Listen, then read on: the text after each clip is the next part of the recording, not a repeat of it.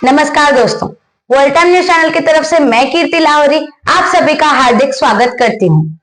आइए जाने माने हमारे दीपक रंगीला जी से आज मुलाकात करते हैं।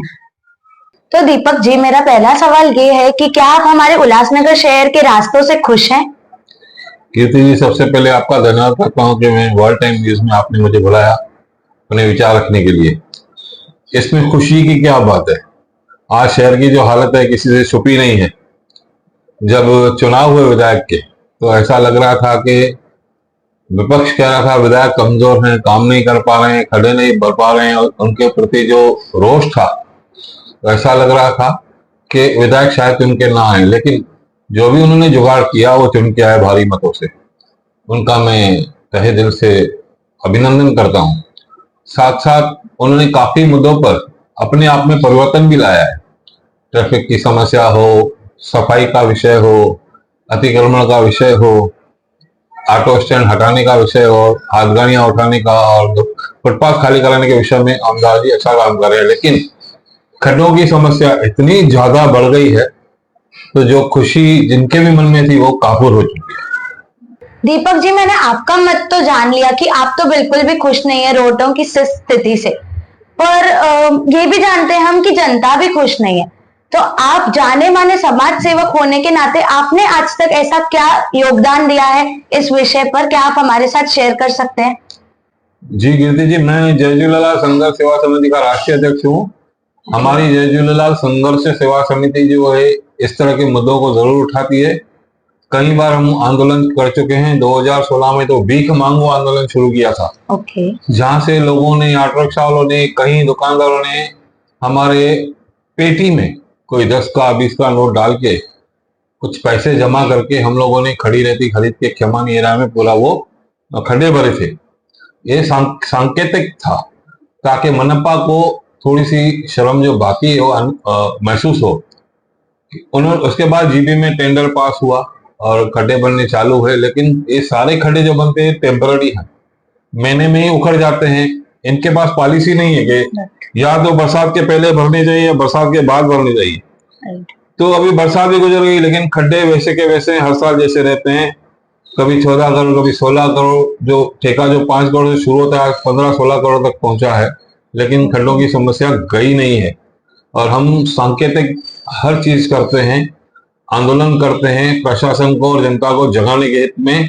और जनता जब जागती है तो आपको मालूम है बड़े बड़े तख्त हिल जाते हैं। तो यहाँ पे जनता को जागना जरूरी है। यहाँ पे सिर्फ 1% लोग ही जागरूक है। 99% जो है हमारा क्या काम है, हम तो अपने धंधे में बिजी, अपनी नौकरी में बिजी, अपने घर में खुश हैं, लड़ने वाले लड़ते रहे। ये मानसिकता जब तक नहीं हटेगी न सड़कें बनेगी न कोई समस्या हल होगी।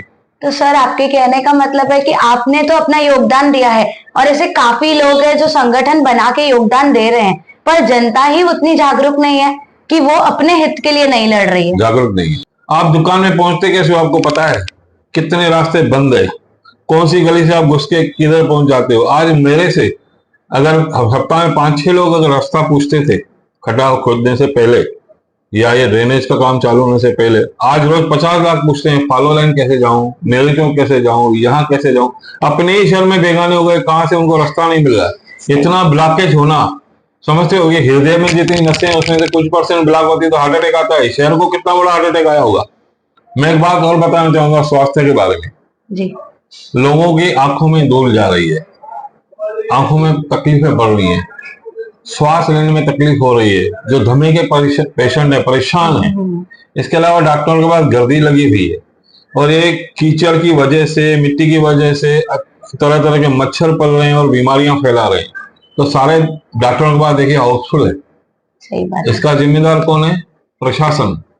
आज भी दवा का छिड़काव, डीडीटी पाउडर का छिड़काव अगर शुरू हो जाए, फॉग मशीन, तो कम से कम हमारे बच्चे, उनकी लाइफ बड़ी होगी, वो बीमार नहीं होंगे, लोग खर्चे से बचेंगे। आज घर का खर्च चलाना मुश्किल है तो डॉक्टरों के पास हम कैसे ये लोग बिल भरते होंगे, सोचने का विषय है। आज हर समाज का व्यक्ति किसी न किसी के कारण मदद से भी चल रहा है, कोई खुद पर स्वावलंबी भी है, लेकिन मदद करने वाली संस्थाएं धीरे धीरे लुप्त होती जा रही हैं। तो ये गंभीर विषय है कि आप स्वास्थ्य के साथ ना खेलें। अगर ठेका दिया कोई बात नहीं, हमने लगता है 2 साल के बाद सब अच्छा हो जाएगा।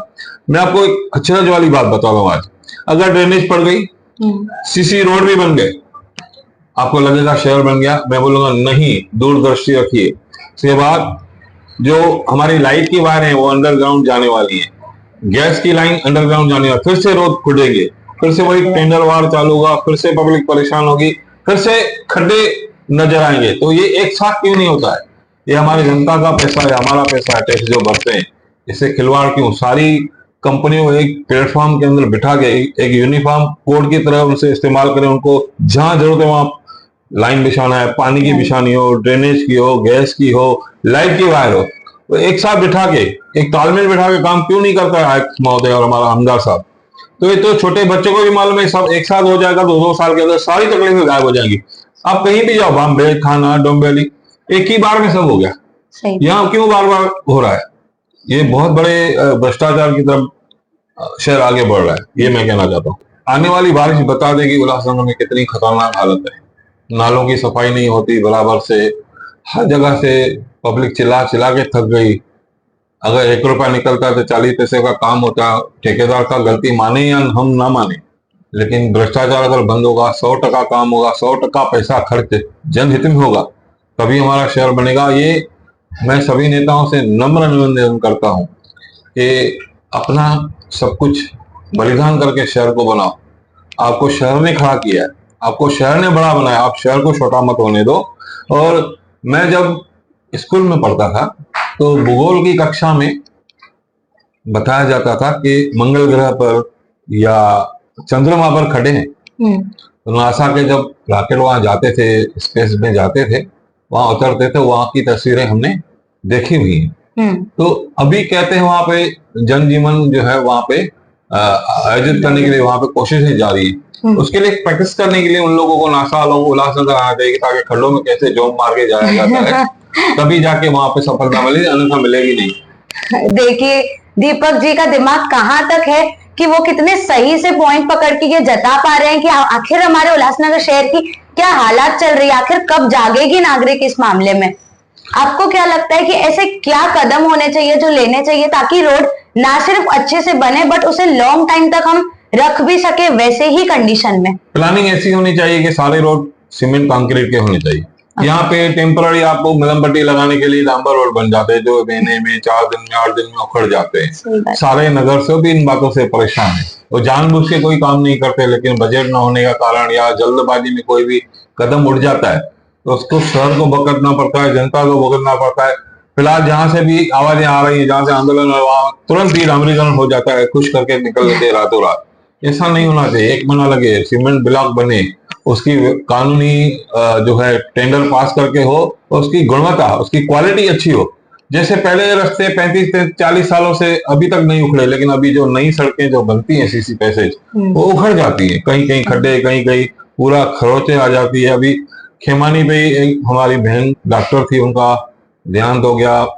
श्री भरत खरे हमारे पत्रकार थे, उनका भी रोड एक्सीडेंट में देहांत हो गया खड्डों के कारण। ऐसे कई देहांत हुए हैं जो हमारी नजर में आए हैं, और उस वक्त सभी ने आंदोलन किया है, कैंडल मार्च किया है, लेकिन प्रशासन नहीं जागता है। और रोड जो बनते हैं नए, आप देखिए सीमेंट ब्लॉक के बाजू में जरा सा गैप छोड़ देते हैं, इस तरफ भी, इस तरफ भी, उस तरफ भी, उसमें गाड़ी फंस के लोग सड़कों में गिर जाते हैं, ऊपर से ट्रक निकल जाती है। तो वो उस समय क्यों नहीं भरा जाता है? जब बुरी तरह से कोई मर जाता है, उसके बाद कोई नेता पैदा होता है, आंदोलन करता है, अब विपक्ष का फिर सत्ता पक्ष आके वहां पे रोना रोता है, फिर वो भरवा के देते हैं। ये जो राजनीति बंद होनी चाहिए। जनहित के लिए काम करेंगे तो आप फिर से चुन के आएंगे।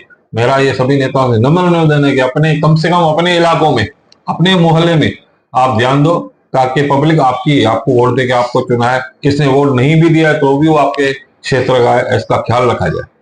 मैं रविंद्र चौहान जी के पास भी गया हूँ डोंबिवली में, काफी नेता भी वहां थे, तो काफी वहां पे प्रार्थना पत्र भी लेके आते हैं, रविंद्र चौहान जी तुरंत उनका हल करते हैं। तो यहाँ पे इस तरह की इच्छा शक्ति की कमी है। सारी डोंबिवली देखिए, कल्याण देखिए, अमरनाथ देखिए, बदलापुर देखिए, बदलापुर ईस्ट का तो नक्शा ही बदल गया है। बड़ी बड़ी इमारतें, शॉपिंग मॉल, कल्याण हर जगह हो गए हैं, उल्लासनगर में सब लुप्त होते जा रहा है। और यहाँ पे बिजनेस भी ठप हो रहा है। जो बाहर से लोग आते थे यहाँ खरीदारी करने, आज कोई नहीं आता। यहाँ पार्किंग ही नहीं है, कहाँ के वो अपनी गाड़ी खड़ी करेगा? हवलदार फोटो निकाल के जाएगा, उसकी ड्यूटी है, या गाड़ी पहले उठाते अब बंद हो गई और उसको फाइन मोबाइल पे आ जाता है। बहुत डर गए हैं लोग यहाँ पे रहने के लिए, इसलिए पलायन हो रहा है, इसलिए शहर की हालत खराब है। कीर्ति जी एक और बात और बताता हूँ, यहाँ जितनी धूल मिट्टी पोल्यूशन है, नॉइस पोल्यूशन बोलिए, लेकिन फिर भी कहीं डीजे चलता है, कहीं क्या चलता है, आवाजें में सुन के आदमी डिप्रेशन में आ जाता है। और जो धूल मिट्टी से मैंने पहले ही बताया कितने पेशेंट बड़े हुए हैं, ये अगर ड्रेनेज बन गई तो फिर दूसरे बार सड़कें खुदेगी, फिर धूल मिट्टी होगी। ये सिस्टम चलता रहेगा जब तक भ्रष्टाचार है। लोग जागेंगे तभी ये सारी बातें बंद होगी। दीपक जी, ये बिल्कुल सही बात कही है आपने। देखा जाए तो हमारा हर एक नागरिक का सपना होना चाहिए कि हम पूरे उल्लासनगर को एक क्लीन सिटी, ग्रीन सिटी बनाए, ताकि किसी को ना रोडों के मामले में प्रॉब्लम आए, ना धूल मिट्टी के मामले में प्रॉब्लम आए। पर वो तो बहुत दूर की बात रही। एटलीस्ट बेसिक तो सब लोगों को एक सपना है कि हम अपने उल्लासनगर शहर को साफ सुथरा बनाए और रोड वहां पे बहुत अच्छे बनाए, ताकि दूर दूर से लोग ये कहें कि उल्लासनगर बहुत ज्यादा डेवलप्ड है। धन्यवाद दोस्तों। ऐसे और वीडियोस इंटरेस्टिंग टॉपिक के ऊपर देखने के लिए सब्सक्राइब करें वर्ल्ड टाइम न्यूज चैनल को।